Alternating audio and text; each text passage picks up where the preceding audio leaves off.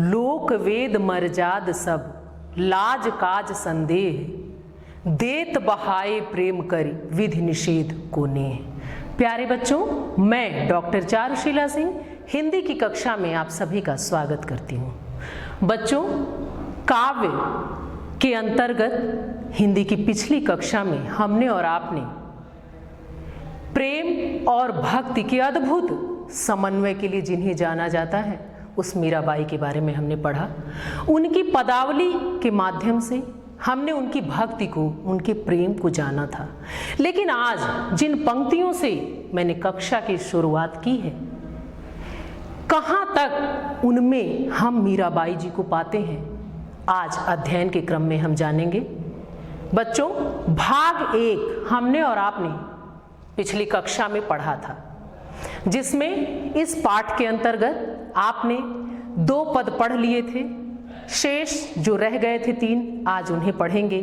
तो आइए अविलंब हम मुख्य विषय की ओर चलते हैं और देखते हैं पदावली के जो अगले पद हैं, जो शेष हैं, उनमें क्या है विशेष। आइए बच्चों,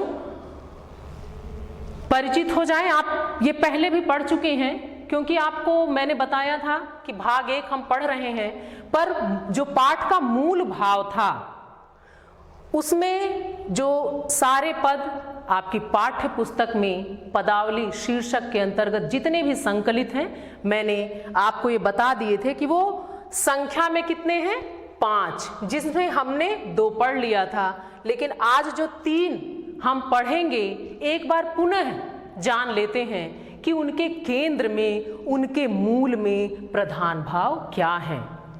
ध्यान दें बच्चों, आप ये देख रहे हैं आपके समक्ष, आपने पहला पढ़ लिया था, आपने दूसरा पढ़ लिया था। अब यहाँ तीसरे से हम पढ़ेंगे, इसलिए जान लें क्या है इसमें।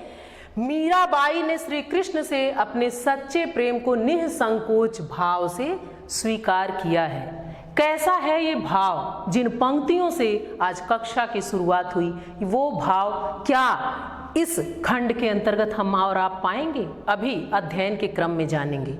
आइए अगला देखें, फिर कौन सा पढ़ना है।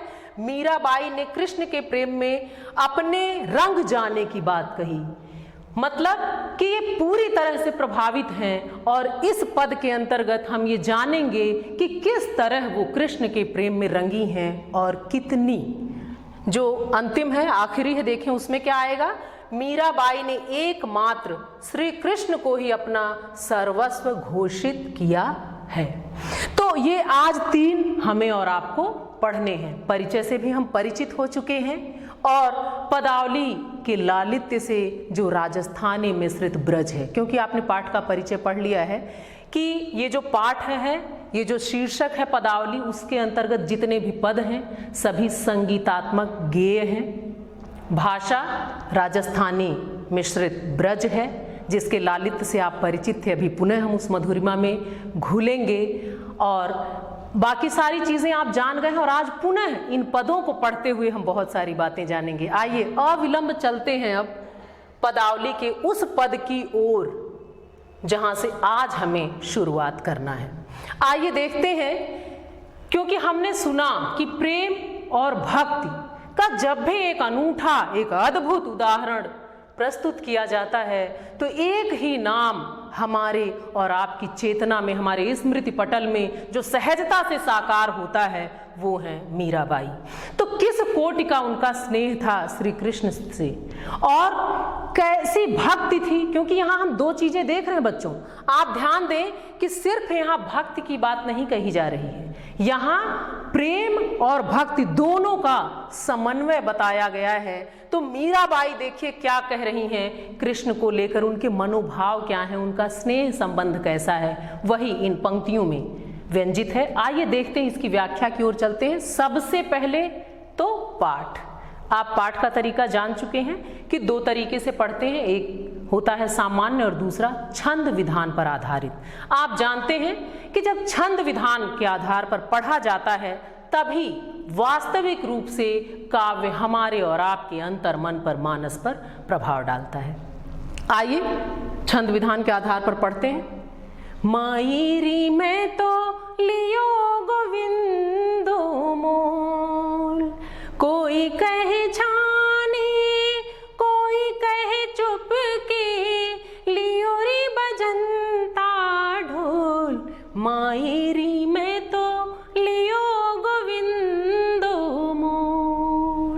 बच्चों, आपने बार बार पढ़ा था परिचय में भी, और आप जानते हैं कि मीराबाई जी कृष्ण के प्रेम में बिल्कुल दीवानी थी, इसलिए प्रेम दीवानी मीरा भी कहा जाता है, और यही नाम ज़्यादातर हम और आप सुनते हैं।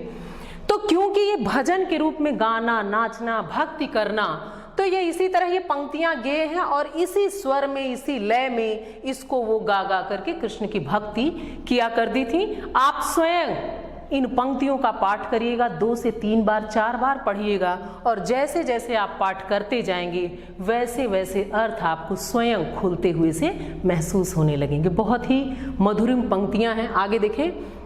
कोई कहे मुँह घो, कोई कहे सूंह घो, लियो री तराजू तोल, मायरी में तो लियो गोविंदो मोल। कोई कहे कारो, कोई कहे गोरो, लियो री अमोलक मोल, मायरी में तो लियो गोविंदो मोल। याही को सब जानत है, लियो री आँखी खोल, मायरी में तो लियो गोविंदो मोल।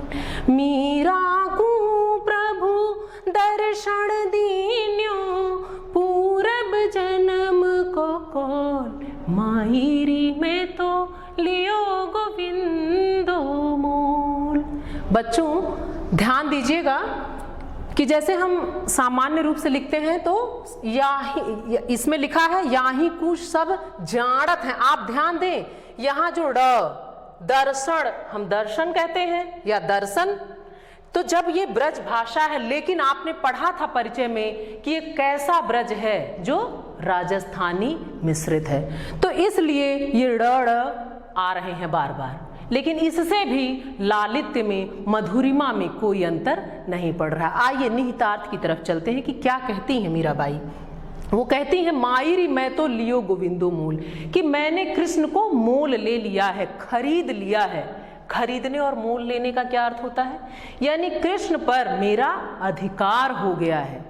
आप बाजार जाते हैं, कोई वस्तु तब तक आपकी नहीं होती जब तक आप उसे खरीद ना लें। लेकिन जब आप ले लेते हैं, खरीद लेते हैं, तो आपका अधिकार हो जाता है उन वस्तुओं पर। तो यहाँ भक्ति, स्नेह इस ऊंचाई तक पहुंच चुका है कि मीराबाई कह रही हैं, मायरी मैं तो लियो गोविंदो मूल, कि मैंने तो कृष्ण को ही खरीद लिया। अब आप सोच लें कि कितनी बड़ी बात है कि क्या ईश्वर को खरीदा जा सकता है?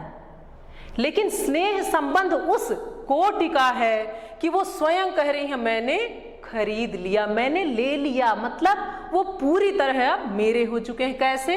कोई कहे छाने, कोई कहे चुपके। अब आप ध्यान दीजिए कि कोई कहता है छाने और कोई कहता है चुपके। और इसमें भी बता रहे हैं कि जब आप कोई चीज लेते हैं तो किस तरह लिया, कि कोई कह रहा है कि इन्होंने चुपके से ले लिया, है ना। बच्चों आप ध्यान दीजिए कि कोई कहे छाने और कोई कहे चुपके, कि कोई कहता है कि मैंने छुप छुपा के, और कोई कह रहा है कि मैं किसी को मतलब दिखाया है नहीं, क्योंकि बिना बताए कोई छाने और कोई चुपके, लियो री बजंता ढोल। तो वो बार बार देखिए, आस्था की बात हो रही है, संबंधों की बात हो रही है, प्रेम की बात हो रही है, लेकिन वो कह रही हैं कि लोग कुछ भी कहें, मैंने ढोल बजा कर लिया है। कि लोग कुछ भी कहें, कि कोई कहता है कि मैं छुप कर, छाने छुपा कर, और कोई कहता चुपके से, किसी को बिना बताए मैंने ले लिया। लेकिन मैं कहती हूं कि लियो री बजंता ढोल, मैंने ढोल बजा कर लिया, अर्थात सबको बता कर लिया। कोई कहे मुंहगो, कोई कहे सूंघो। कोई तो कहता है ये सौदा कृष्ण की प्रीति का, कृष्ण की भक्ति का, कि कैसा है, बहुत महंगा है। और कोई क्या कहता है कि यह बहुत सस्ता है। सस्ता कहने का मतलब यहां देखिए, कोई मुंहगो कोई सूंघो, कि कोई कहता है कि ये महंगा यानी बहुत कष्टदायी है, और कोई सूंघो कहता है यानी कहता है मैंने बहुत ही सरलता से कृष्ण को अपना लिया। लियो री तराजू तूल। पर मीरा क्या कहती हैं? वो कहती हैं कि मैंने तो तराजू में तोल कर लिया, हृदय रूपी तराजू में तोल लिया है इस भक्ति को, इस प्रेम को, इस कृष्ण को, इस गोपाल को, और तब लिया है। मतलब तोलने का मतलब कि मैंने घाटे का कोई भी सौदा नहीं किया है। आगे देखिए, कोई कहे कारो कोई कहे गोरो, लियोरी अमूलक मूल, कि कोई तो कहता है कि ये काले हैं, कोई कहता है गोरे हैं, पर मुझे इससे कोई फर्क नहीं पड़ता। बच्चों जरा ध्यान दें, यहाँ कारो और गोरो का मतलब कि कुछ लोग जो देख पाते हैं कृष्ण मतलब ही श्याम होता है, तो आप जानते हैं कि जब हम श्याम वर्ण कहते हैं, जब कृष्ण कहते हैं, और यहाँ तो गोपाल की बात कही जा रही है, उनका रंग ही यही है, लेकिन उनकी भक्ति जो है वो इतनी उज्जवल है, तो यहाँ एक तरह से दो अर्थ हैं। यहाँ काले और गोरे के दो अर्थ हैं, एक तो कृष्ण के रंग से हम ले सकते हैं और दूसरा उनकी भक्ति से। एक यहाँ रंग का हुआ और एक उस सौदे को लेकर जो लोग कह रहे हैं कि वो काला है, गोरा है, कैसा है, उसके प्रभाव को लेकर, और यहाँ गोरे, उनकी भक्ति जो है वो उज्जवल है। लेकिन कहती है मीराबाई, लियोरी अमूलक मूल, लेकिन मैंने अनमोल चीज ले ली है। काला या गोरा, महंगा या सस्ता, इन सब चीजों से कोई फर्क नहीं पड़ता। मैं जानती हूं कि मैंने जो लिया उसका तो वो अनमोल है, कोई मूल्य ही उसका निर्धारित नहीं किया जा सकता। याही कू सब जानत हैं, लियोरी आंखी खोल, जबकि ये सब जानते हैं कि मैंने आंखें खोल कर ही ली है, मैंने आंखें बंद करके नहीं ली। मीरा कू प्रभु दर्शन दीन्यो, पूरब जन्म को कौल। और फिर कहती हैं कि मीरा को जो प्रभु ने दर्शन दे दिया, वो क्यों दिया, यूं ही नहीं दिया, पूरब जन्म को कौल। कौल मतलब वादा किया था कि मैं तुम्हें मिलूंगा, तुम्हें दर्शन दूंगा। तो इस बात में एक और बात छुपी है, उसकी तरफ चले कि यहाँ ये भी बताया जा रहा है प्रकारांतर से कि ये जो संबंध है वो एक जन्म का नहीं है, पूर्व जन्म की बात की गई। इसका मतलब है कि ये स्नेह संबंध जन्मों का है, और वो पिछले जन्म में भी जानती हैं, और जो इस जन्म में कह रही हैं कि पूर्व जन्म का ये वादा था कि वो मुझे दर्शन देंगे, इसलिए कृष्ण मुझे मिले हैं। आइए अगले पद की चर्चा करते हैं, देखते हैं इसमें क्या है। बस आप उसी तरह इसको भी पढ़ेंगे, मैं सीधे सीधे अर्थ बता रही हूं, लेकिन आप पाठ जरूर करें बच्चों। 2 लाइन में पढ़ दे रही हूं। मैं तो सांवर के रंग राची, साज सिंगार बांधे पग घुंघरू, लोक लाज तज नाची। मैं तो सांवर के रंग राची। ऐसे ही आप पूरे पद को पढ़िएगा। आइए निहितार्थ की तरफ चलते हैं कि अब कृष्ण के रंग में रंग जाने की बात जो आपने पाठ के मूल भाव में पढ़ा जाना, आइए देखते हैं कि अगर वो ये बता रही हैं कि मैं कृष्ण के रंग में पूरी तरह रंगी हूं, तो वो कितना रंगी हैं, किस तरह रंगी हैं, आइए जानते हैं। क्या कह रही मीराबाई जी, बच्चों ध्यान दें। मैं तो सांवरे के रंग राची, कि मैं सांवरे यानी कृष्ण के रंग में पूरी तरह रंग गई हूँ, रच बस गई हूँ।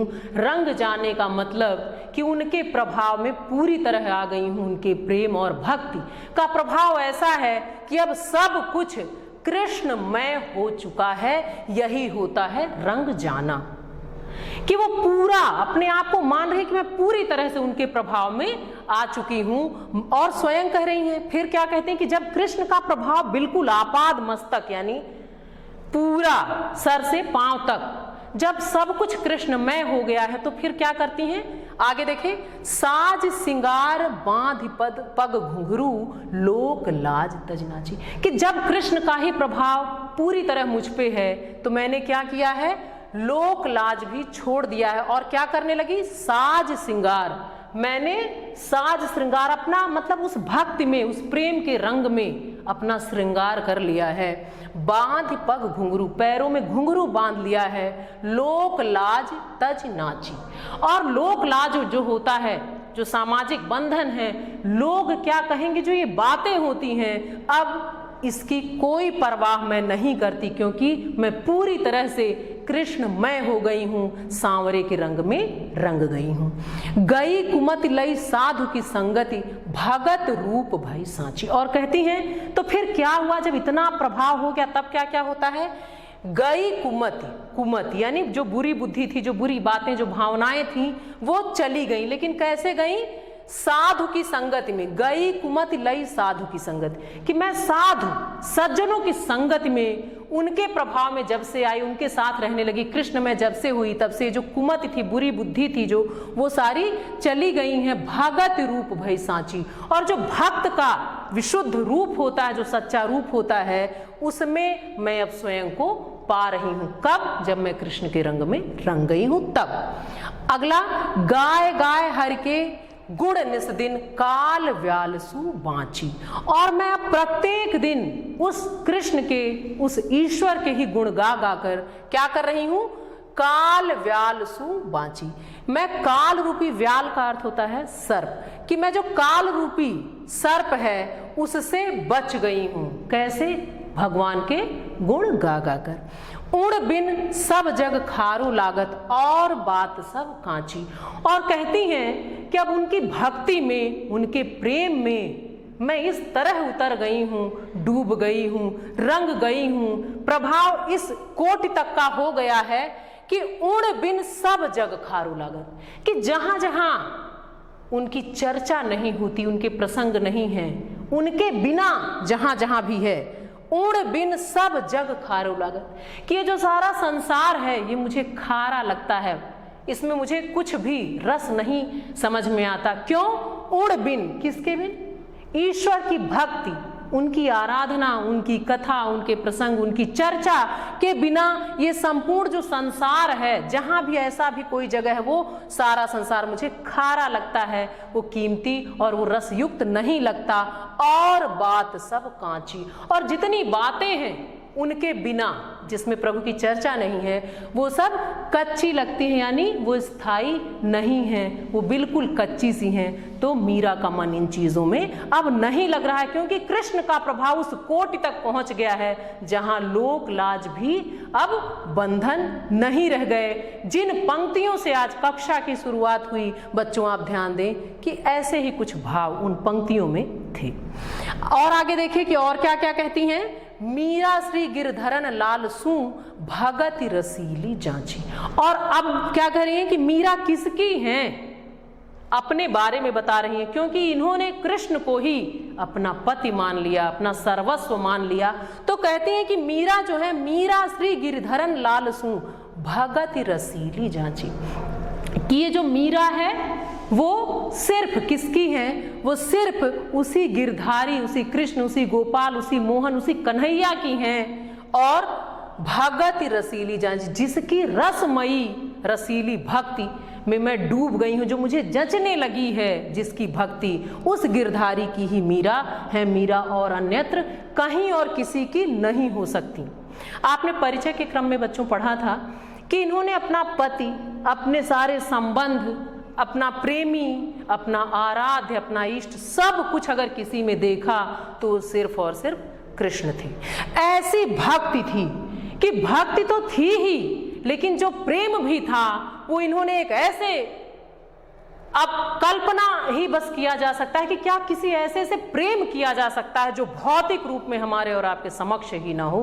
तो मीरा अद्भुत उदाहरण है मीराबाई जी, कि इन्होंने प्रेम और भक्ति का जो समन्वय स्थापित किया वो विश्व में अपनी अलग पहचान रखता है। और ये दीवानगी फिर और कहीं इस तरह अन्यत्र नहीं दिखती, और अगर कहीं दिखी तो सहसा सिर्फ यही कह सकते हैं कि मीरा के समान या मीरा के जैसी, लेकिन अब तक ऐसी दीवानगी दिखी नहीं है। तो कृष्ण के स्नेह में इस तरह डूब जाना कि साज श्रृंगार कर लेना, पैरों में घुंघरू बांध लेना, लोकलाज छोड़कर नाचने लग जाना, ये बताता है कि वो आस्था किस कोटि की रही होगी जहां सारे स्नेह संबंध बहुत ढीले, बहुत कमजोर पड़ जाते हैं। आइए अगली पंक्तियों की ओर चलते हैं। ये आखिरी है, 5वां पद है, देखते हैं इसमें क्या है। यहां भी कृष्ण को सर्वस्व माना है तो बता रही हैं कि क्या है। ध्यान दें बच्चों, मेरे तो गिरधर गोपाल दूसरों ने कोई। पाठ आप बार बार कह रही हूं, कई बार कह रही हूं, क्योंकि पाठ का बहुत ज्यादा महत्व होता है। तो आप इन पंक्तियों को 2 बार 3 बार जरूर पढ़ें, आपको बहुत अच्छा लगेगा, क्योंकि अब आप परिचित भी हो चुके हैं इसकी संगीतात्मकता से, इसकी गेयता से, जो परिचय में बार बार आपको बताई गई।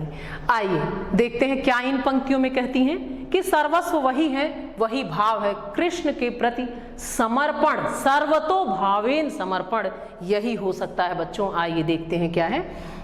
मेरे तो गिरधर गोपाल दूसरो न कोई, कहती हैं कि मेरा तो कोई और है ही नहीं, सिर्फ कौन है, मेरे तो गिरधर गोपाल दूसरो न कोई, कि मेरे लिए सिर्फ गिरधर गोपाल कृष्ण ही है, बाकी दूसरा कोई है ही नहीं। आगे देखिए फिर, जाके सिर मोर मुकुट मेरो पति सोई।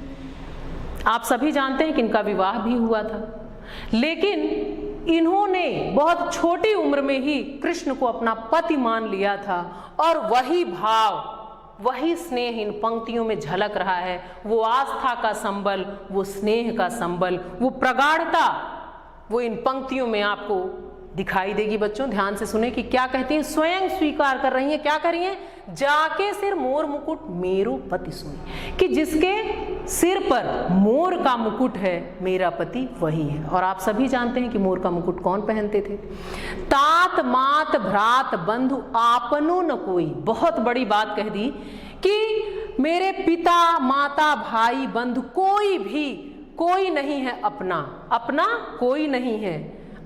ध्यान दे बच्चों कि तात मात, बहुत बड़ी बात कह देना कि तात मात भ्रात बंधु आप लोगों कोई, कि मेरा और कोई नहीं है, माता पिता भाई बहन कोई मेरा अपना नहीं है। छाड़ दई कुल की कान कहाँ करी है कोई, और मैंने, कान मतलब होता है परवाह करना, मैंने कुल की मर्यादाओं की परवाह करना भी छोड़ दिया है, कहाँ करी है कोई। तो अब जब परवाह ही नहीं है, जब कोई स्नेह संबंध ही नहीं है, तो लोग क्या कर लेंगे। इस तरह की बात, ये जो निडरता है, ये है प्रेम के लिए, ये है भक्ति के लिए, आस्था के लिए। जहां भौतिक संबंधों की कोई उपयोगिता नहीं रह गई है, तब मीराबाई इन पदों को गा रही हैं, ऐसी बात वो कह रही हैं। आगे देखें, संतन ढिंग बैठ बैठ लोक लाज खोई। और क्या कहते हैं कि ये यूं ही तो हुआ नहीं, ये सब कुछ जो हो रहा है, कैसे मैंने कुल की मर्यादा की परवाह भी छोड़ दी। ध्यान दीजिए, संतन ढिंग मतलब होता है पास, संतन ढिंग बैठ बैठ लोक लाज खोई, कि संतों की संगति में, उनके साथ में बैठ बैठ कर मैंने जो लोक लाज की बात जो बार बार कही जाती, मैंने उसे परवाह करना छोड़ दिया, उसे मैंने खो दिया है। आंसुअन जल सींच सींच प्रेम बेल बोई, और अपने आंसुओं से सींच कर प्रेम की इस बेल को मैंने बोया, बढ़ाया। ये कैसे स्नेह संबंध पल्लवित हुआ। मैंने, आप जानते हैं बच्चों, जब हम कुछ भी लगाते हैं, आप कोई बेल ही लगाएं, कोई लता लगाते हैं, तो उसमें जल देना पड़ता है। तो यहाँ वो प्रेम की बेल है, और यहाँ जो जल दिया गया वो कैसा है, वो आंसुओं से सींचा गया। तो कहती हैं, आंसुअन जल सींच सींच प्रेम बेल बोई, कि मैंने ये जो प्रेम की बेल लगाई है वो यूं ही नहीं, मैंने उसे अपने आंसुओं के जल से सींचा है, तब वो इतना प्रगाढ़ हुआ है। अब तो बेल फैल गई आनंद फल हुई, कि अब ये जो बेल है प्रेम रूपी, स्नेह रूपी, भक्ति की, आस्था की, यहाँ प्रेम बेल की बात हो रही है। तो कहते हैं कि ये जो बेल है, अब क्या हुआ, सींच दिया मैंने, तो ये बढ़ गया, ये फैल गया, आनंद फल हुई। तो इसलिए जो इसका फल है वो आनंददायी होगा ही होगा। भगत देख राजी हुई जगत देख हुई, और जब मुझे भक्त दिखे तो क्या हुआ, मेरा मन जो है वो प्रसन्न हुआ, वो राजी हुआ, जगत देख रही। लेकिन जो सांसारिकता है उसको देखकर हमेशा मेरा जो हृदय है, मेरा जो चिंतन है, मेरी जो चेतना, जो मेरा मानस है, वो उसको स्वीकार नहीं कर पाता सहजता से। वो रोना मतलब वो पीड़ित होता है, वो दुखी होता है। लेकिन जब भक्तों को देखता है ये मन, तो वो प्रसन्नचित होता है, आह्लादित होता है। लेकिन सांसारिकता जो है वो रुलाती है, वो पीड़ा देती है। दासी मीरा लाल गिरधर तारो अब मोही। और फिर क्या कहती हैं, दासी मीरा, कि जो मीरा है वो दासी है किसकी, लाल गिरधर, वो गिरधर की, कृष्ण की, उस गिरधारी की दासी है। तारो अब मोई, तो वो कहती हैं कि हे कृष्ण, हे गिरधारी, अब तो आकर मेरा उद्धार करो।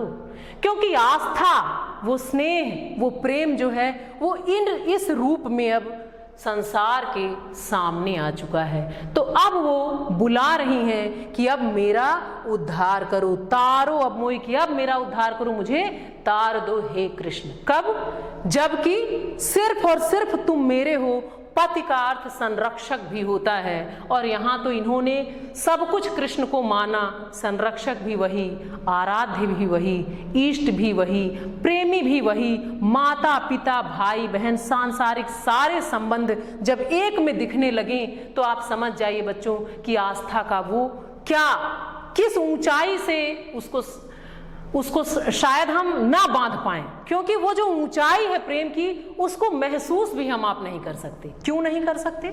वो हृदय से महसूस किया जाता है। मीरा ने जाने उस प्रतिमा में क्या देखा कि सारे राजसी वैभव वो भूल गईं, माता पिता भाई बहन को भूल गईं और डूब गईं कृष्ण के रंग में रंग गईं। उन्हें पति मान लिया, उन्हें प्रेमी मान लिया, भाई बहन अपना सर्वस्व मान लिया। आइए आगे बढ़ते हैं। काव्यगत सौंदर्य, ध्यान दें बच्चों, पहले भी आप बहुत सारी इसमें से जो जानकारियां हैं वो आप जान रहे हैं, लेकिन इन पंक्तियों के सौंदर्य की तरफ चलते हैं।